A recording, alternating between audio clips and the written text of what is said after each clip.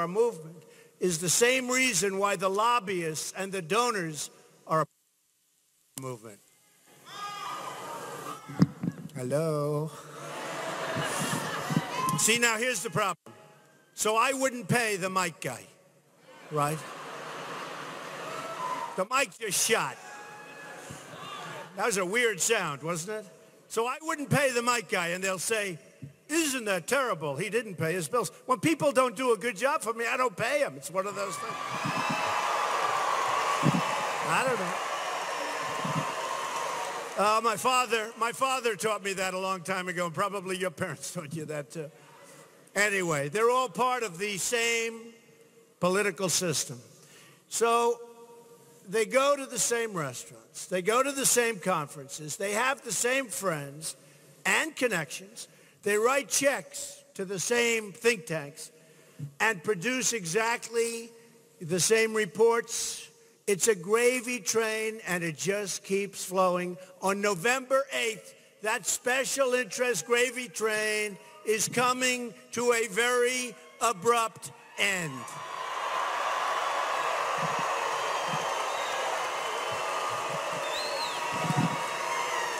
The insiders in Washington and Wall Street look down at the hard-working people like you, like so many people in this state, like so many people in this country.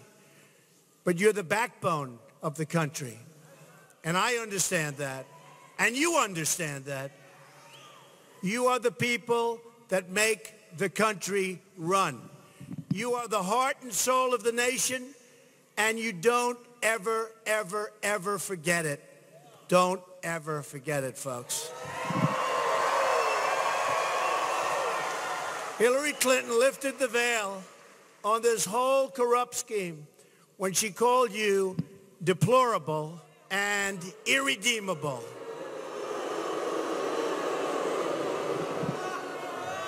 These insiders, the political elites, as they say, you see it, okay? You see it. They're supposed to be okay. Believe me, I like what we have together. What we have together is special. What we have together has never been together before like it is right now in this nation's history.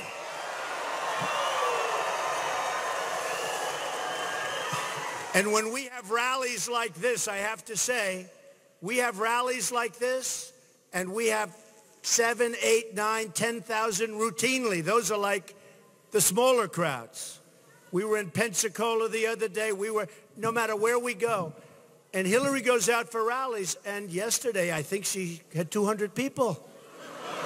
She had 200 people, maybe 300. I'll say 300 because they'll say I was wrong. What we have, folks, is something special. That's why on November 8th you have to get out and you have to vote. But that's also why on October 20th, I believe, you can go early and you can do your ballots, and you have to do it. And you have to get all your friends out, because if we win North Carolina, we're up in Florida, we're up in Ohio, we win North Carolina, we're winning. We're going to win. We're going to win. So October 20th.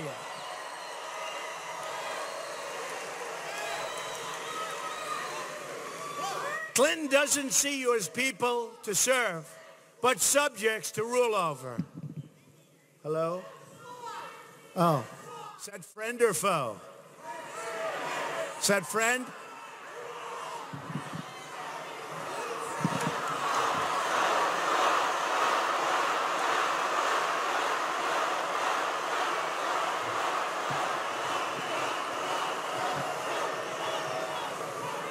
Her friends see you as people who aren't entitled to run this country or this government. And that's what they see. They don't want you or your family to have a voice. That's why I'm running. I am your voice. I promise I will be the greatest voice you've ever had.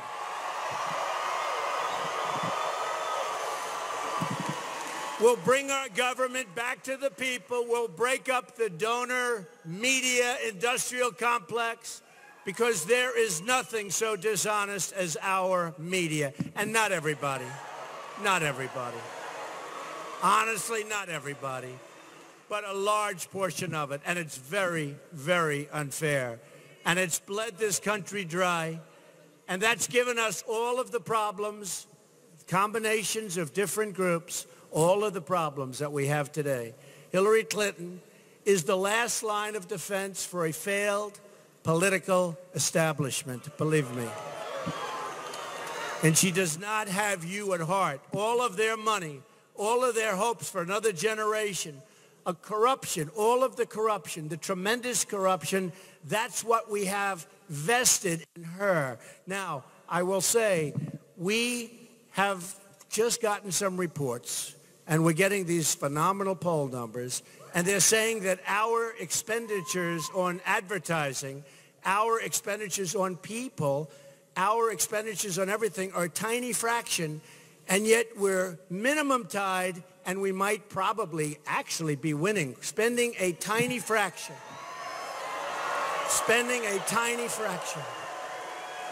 Now, in the old days, and for the business people here, of which we have many, if you spent less, had fewer people, did less advertising, and in one state, I think they said we did 1/50th, spent less advertising, and we're winning. They used to give you credit for that. In our country, right now, with this politics, they say, well, you should have more people. You should spend more money. And I'm saying to myself, it doesn't work that way. If you can spend less and be winning, that's a positive thing, right? That's the person you want as your president, I think. The Clinton campaign exists for one reason, and that's to continue rigging. And look, you know what's going on. You know what's going on. It's rigging the system, just like she rigged the system for her donors when she was Secretary of State. What happened when she was Secretary of State was a total disgrace. So her conduct as Secretary of State, giving all of these special favors, was something like we have never seen in this country before. And then you can take a look at emails. You can take a look at all of the things that happened, all of the money that was made, all of the disgraceful conduct. It's really Exhibit A against our truly, and I can't say corrupt system because it's not a totally corrupt system. It's a system that's out of control. It's a system, it's just off kilter. We're going to put it back into kilter, folks. We're going to make America great again. We're going to make it great. We're going to make America great again. Now, I have to tell you a couple of things, because this is a group that likes jobs, right? We can talk about Hillary Clinton for hours. We can talk about the rigged system. We can talk about the 33,000 emails that were deleted. We can talk about all of the problems that our country's had. You look at her with Libya. You look at her with all of the different things. Look at ISIS. ISIS was formed in the vacuum that she and Barack Obama created. They created this vacuum, and ISIS was formed. Now she's telling us how to get rid of ISIS, right? I don't think so. Now, I don't know if you've heard, but over the last number of years, she's wanted 550% more Syrian refugees to come into the United States. 2 days ago, President Obama said, and very strongly said, that he wants 120,000, some vast number, 120,000 to come in to the United States. Look at the problems we're having now. Look at the problems that the world is having now. Look at what's going on. We can't allow it to happen. We can't allow it to happen. And it's not going to happen. Now, what is going to happen?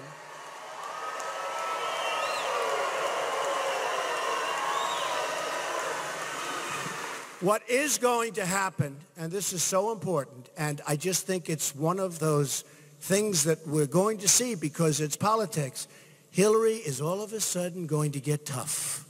The debate comes and she'll say, I want strong borders. I believe she mentioned the term extreme vetting. Where did you hear extreme vetting before? Only from me. Because I made up the term. I mean, I came up. I said, we need extreme vetting to come into our country. All of a sudden,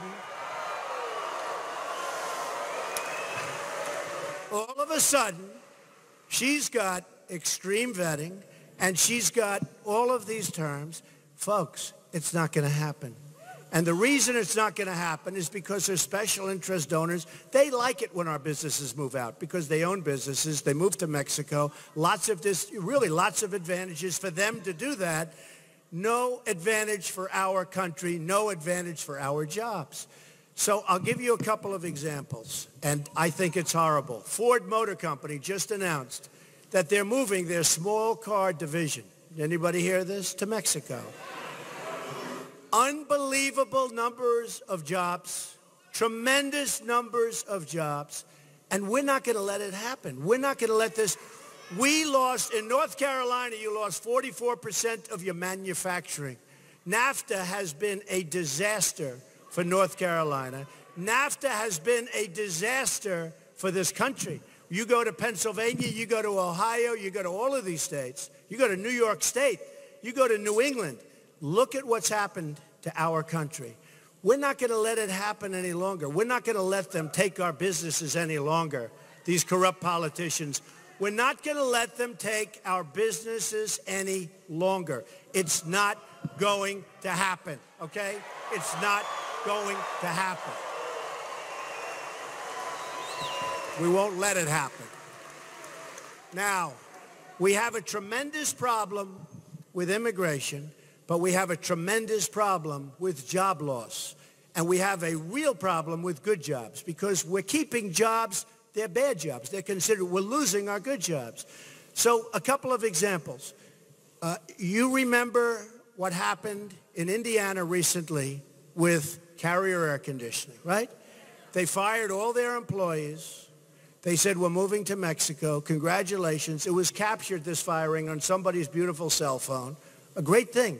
Because if I didn't see it on the cell phone, it wouldn't have meant that much. And if other people didn't, and it happened to be just before my primary in Indiana, which I won in a landslide largely because of Carrier. So what happened? What happened is they let their employees go. They're going to move to Mexico. Tremendous, I tell you what, tremendous advantages were given to Carrier to stay. But they decided to fire 1,400 people and go to Mexico. They're building a brand new plant, and I wish them well. But here's the story, folks. This could have been stopped years ago. The politicians didn't either understand it, or if they did understand it, they certainly didn't want to do it. I actually think it's a combination of both. But what's going to happen is the following. If we had somebody, I would love to do it myself, but I'm not sure if presidents are supposed to call up the head of an air conditioning company and explain to them why they're not going to do that. But I'll tell you what, we are going to tell them in the nicest of language, Mr. President of Carrier, I'm sorry. If you think you're going to leave Indiana, Indianapolis to be exact, fire all these people, get rid of everybody. We have no income, no taxes, no nothing. You're going to move to Mexico into a brand new plant. You're going to make product. You're going to make your air conditioners, sell them through our very strong border because, by the way, we will build the wall. We will have...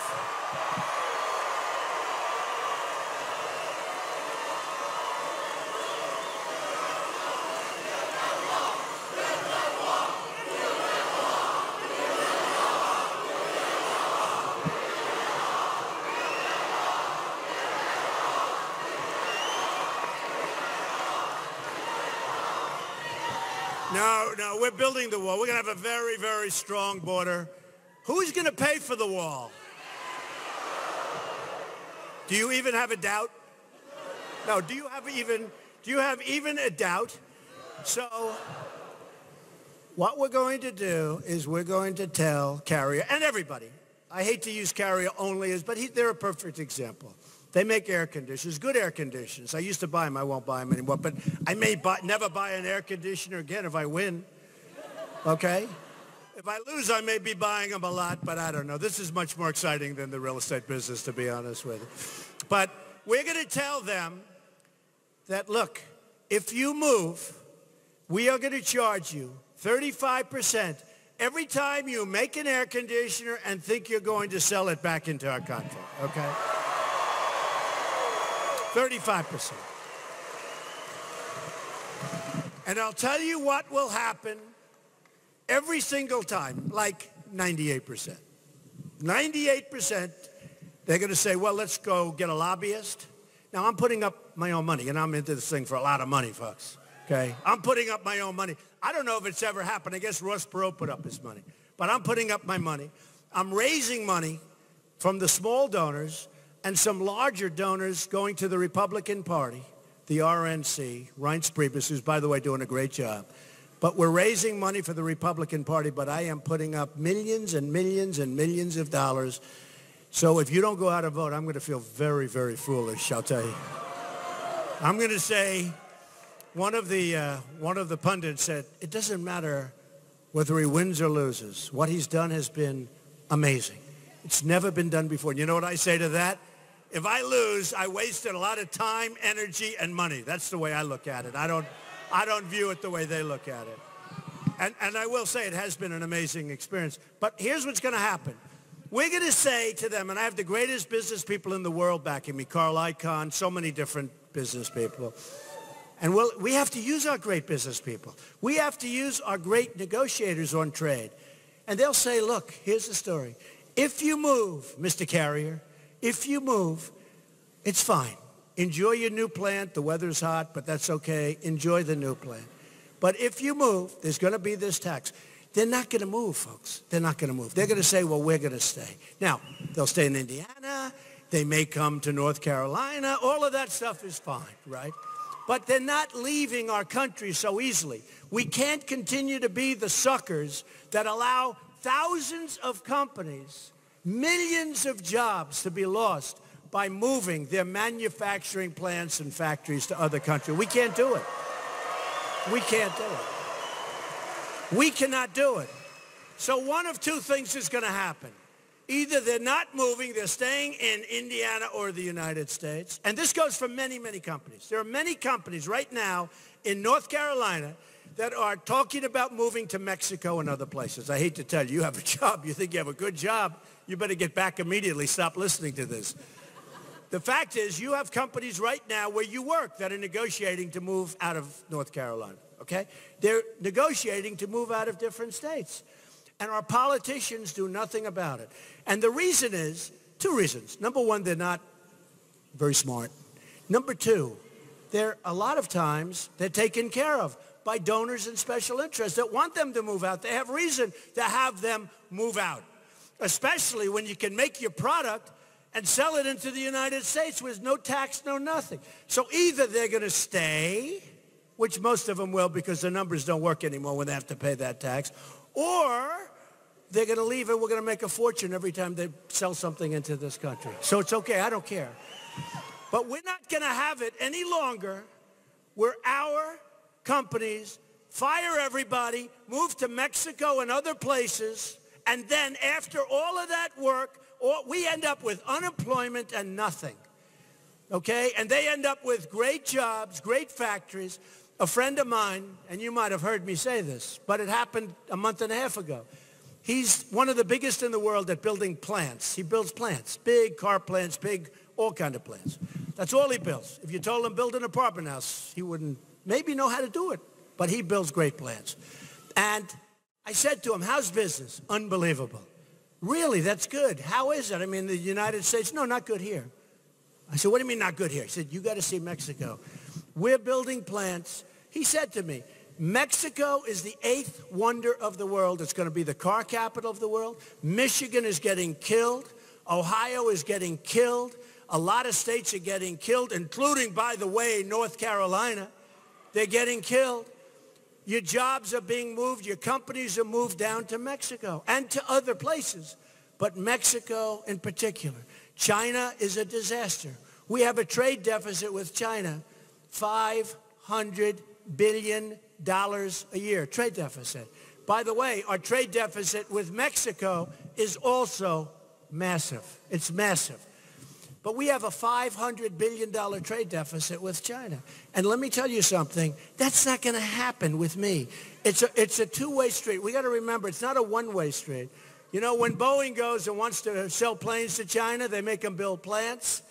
And after those plants, and I told this to the people in South Carolina who I love, but they have a big Boeing complex.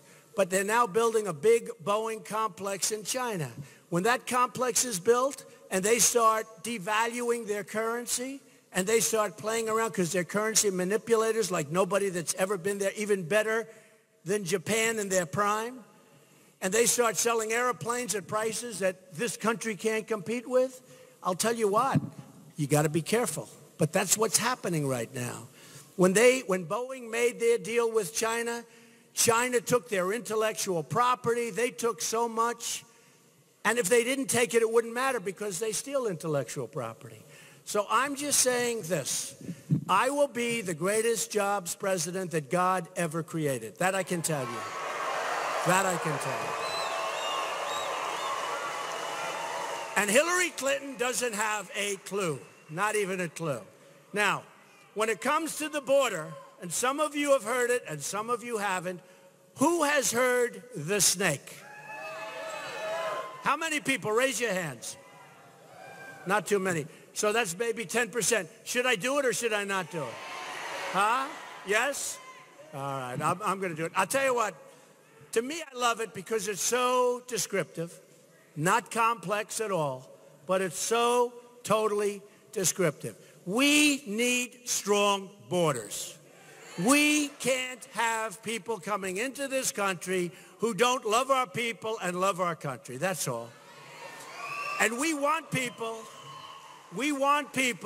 to come into our country. We really do. We want them to come into our country, but they have to come in through a system and they have to come in legally. Right now, they're pouring across the borders. You know, I was endorsed by the Border Patrol agents, 16,500 agents. They've never endorsed a presidential candidate before, ever. They've never endorsed a presidential candidate. They endorsed me. I consider it a great honor. These are great people that want to have a strong border. They're told to stand back. Let people come in, stand back. We don't know what we're doing. And then to have the Syrians come in, who just today it was said they really can't be vetted. And I don't know if anyone saw, I think it was 868 people. Did you see that? They were scheduled for deportation, and instead of being deported, I don't know if they pressed the wrong button or was there something dishonest going on, one or the other. So instead of being deported, they became citizens of the United States. Almost 1,000 people. That's yesterday. They sort of hit the jackpot, didn't they? They're going to be deported.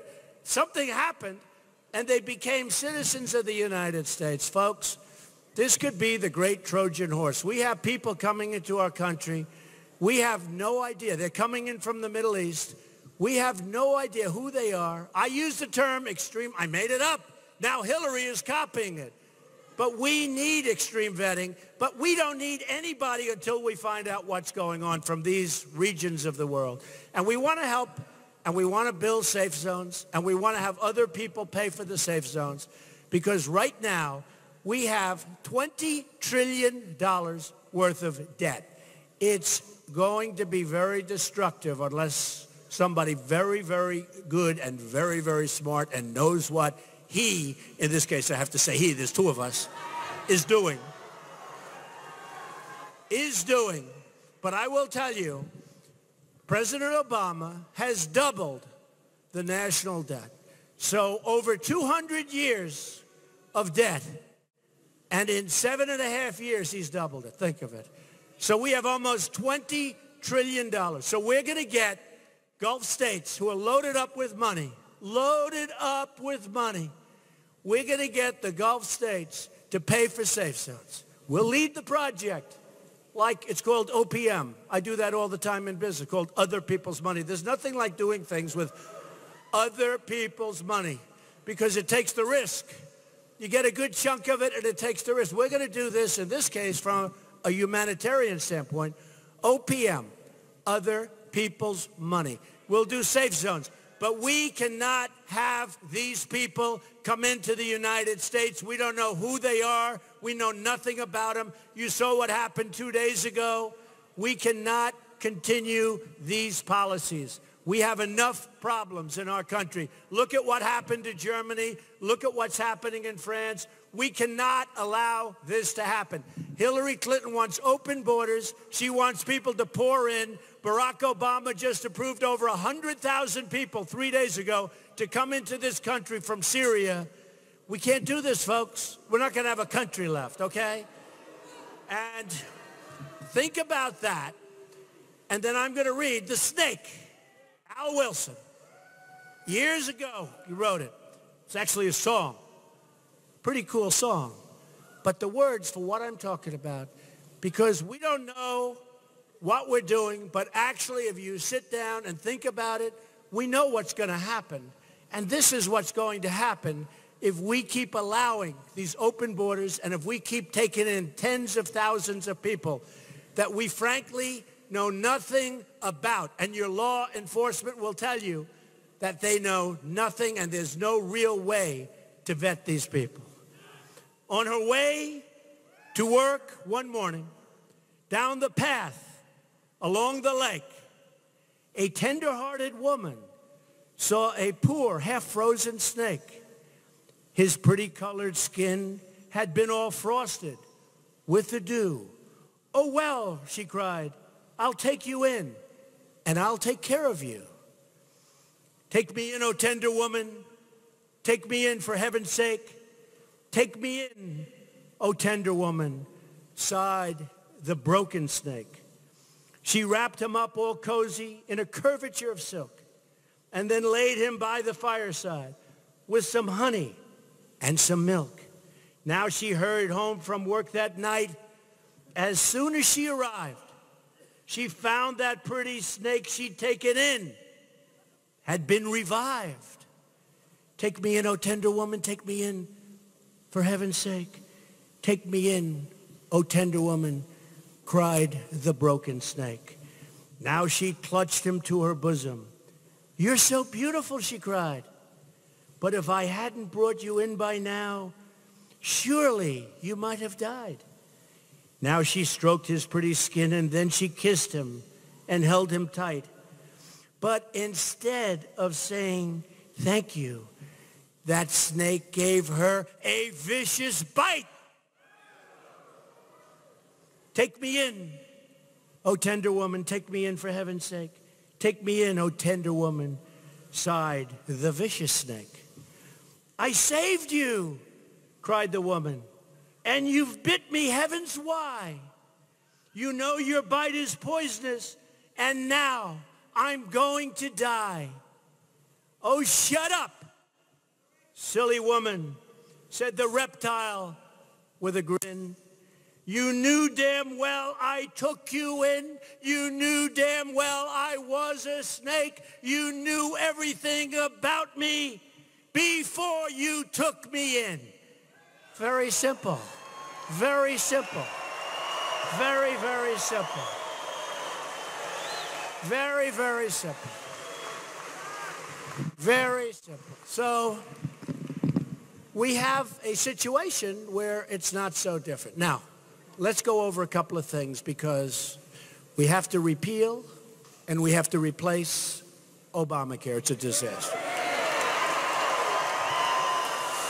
I don't even have to talk about it. You know, I used to explain it, and I used to say that we have a really serious situation where your premiums are going up, your deductibles are so high you never get to use it.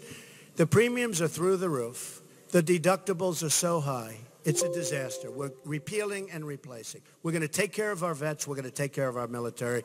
We are going to take care of our vets.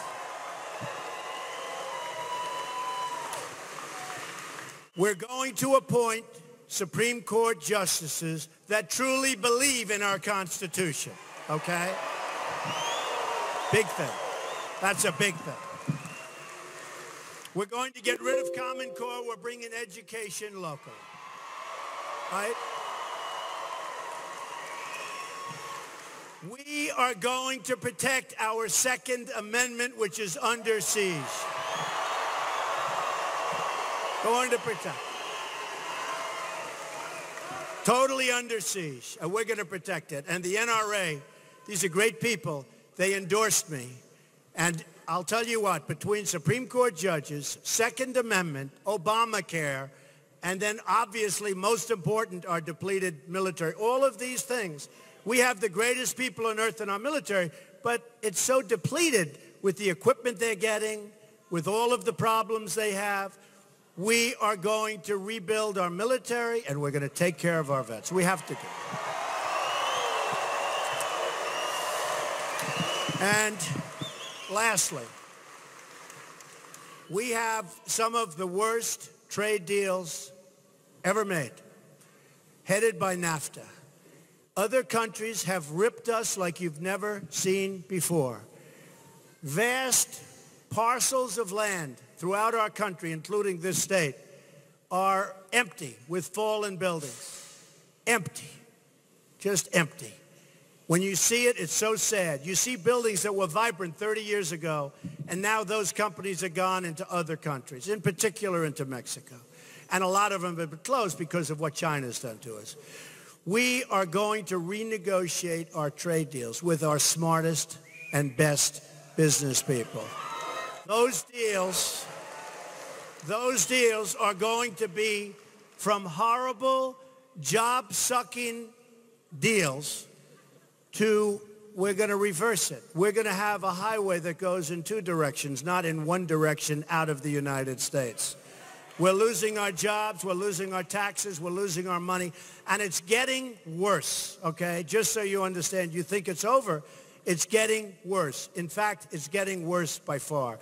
We are going to be a trader. We're going to have free trade. I believe in free trade, but we're going to make great deals instead of horrible deals because NAFTA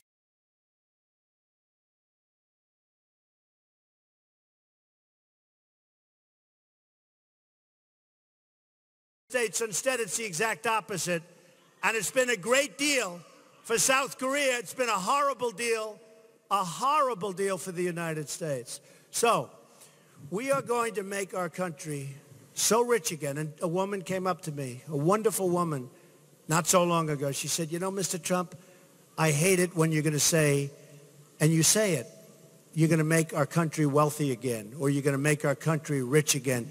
It doesn't sound nice. I said, well, you know, it may not sound nice, but unless we do that, we're not going to have a country left. We're not going to have a country left. So we have no choice because we're going to save your Social Security as you have it, and we're going to save lots of things that we have, but we have a country that's essentially a debtor nation right now. So we're going to make our country wealthy again. We're going to make our country safe again.